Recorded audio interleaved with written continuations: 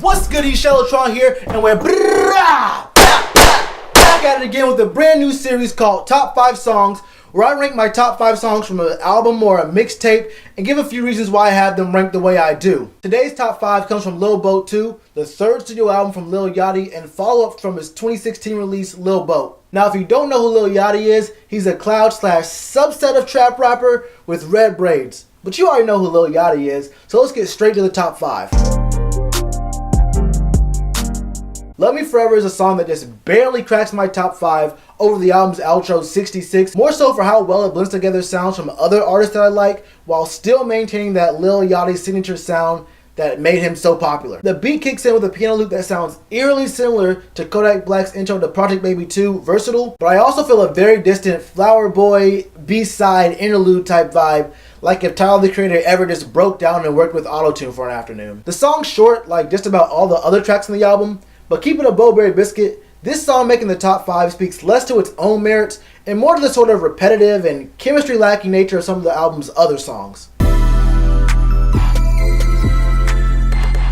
Selfmade kicks off the album so well with the bright pads and the dreamy bells that it's almost like Lil Boat 2 repressed the memory of teenage emotions, sent it to this guy right here, and is picking right back up where the first album installment left off. And if I've learned anything about Lil Yachty, is that he's extremely talented at making an impactful intro. The song's short and lyrically not all that complex, but short and straightforward is what really works well for him.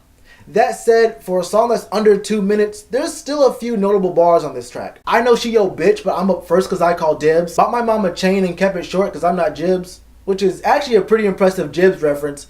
His most popular song being Chain Hang Low. And keep asking me when we're gonna do a song and I'm gonna keep telling you soon, are just a few of the more memorable ones. Look, if you wear pastel shorts, this is definitely a song you're gonna be using phrases like chill vibes and aesthetic to describe it to your friends.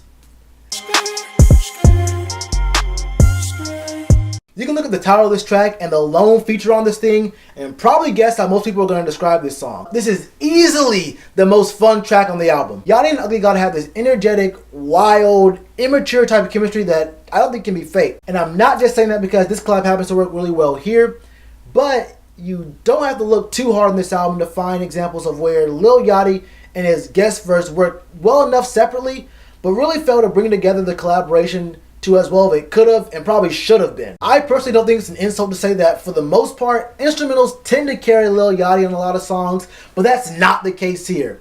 Actually, it's the repetitive hook and the heavily reverbed ad-libs of boom, boom, boom that really make this track memorable. That said, I legitimately don't know whether to call the notable bars on this impressive or trash, but they seem to work really well for Lil Yachty and Ugly God. Bank on Lemony Snicket and Dick Bout Long as 4 fish sticks really jump out at you and make you do a double take like, this dude ain't just say what I think he did he? I also found it very interesting that on a 17-track album with only 4 songs that crack the 3-minute mark, this collab with Ugly God is the only song that even comes close to being 4 minutes.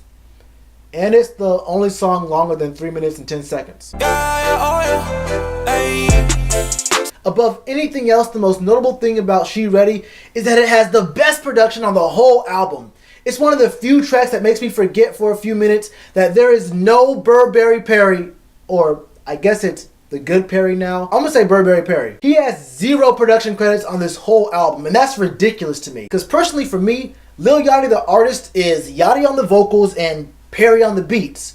But let's shelve that because that's a topic for another day. Now I'll admit, I didn't know very much about PnB Rock, but this song makes me want to change that ASAP. Rock and Boat questioned just how ready and willing a side bitch is to be a famous rapper's main piece. It basically sounds like the orientation of your first day on the job if the job you applied for was being Lil Yachty's girlfriend. The hook is catchy as hell and definitely the best on the whole album.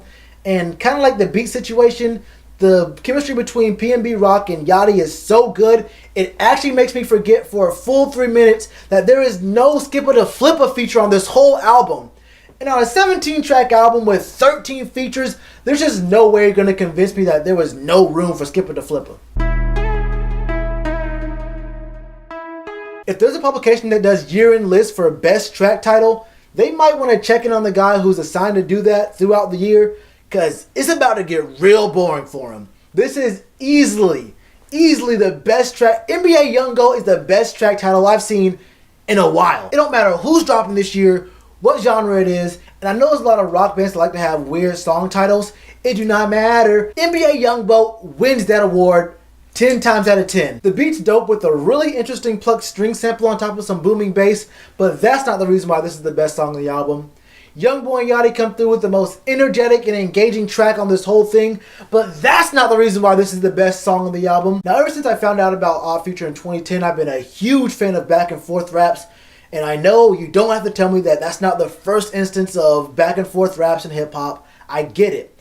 But NBA Youngboy and Yachty have such great chemistry, and the way they feed off each other's energy throughout the whole song, that's definitely the biggest reason why this is the best song on this whole album. These two hit the mark with every single syllable they spit, but if I had to pick a few bars, I'd probably go with "Bitch, run me my sack before I come in," $8,000 plus a jet on the back end, "I was finna fuck your bitch, my nigga, then I got lazy," and "I put that little bitch on a spirit flight."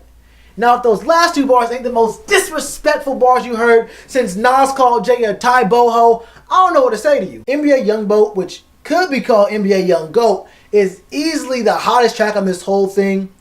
Overall, Lil Boat 2 is a good follow-up from the first Lil Boat and a huge step up from Teenage Emotions. But what do y'all think? Let me know my opinion is trash in the comments below. You already know what to do with that like button. Slap this button right here to subscribe, and XXXTentacion this button right here to watch more videos.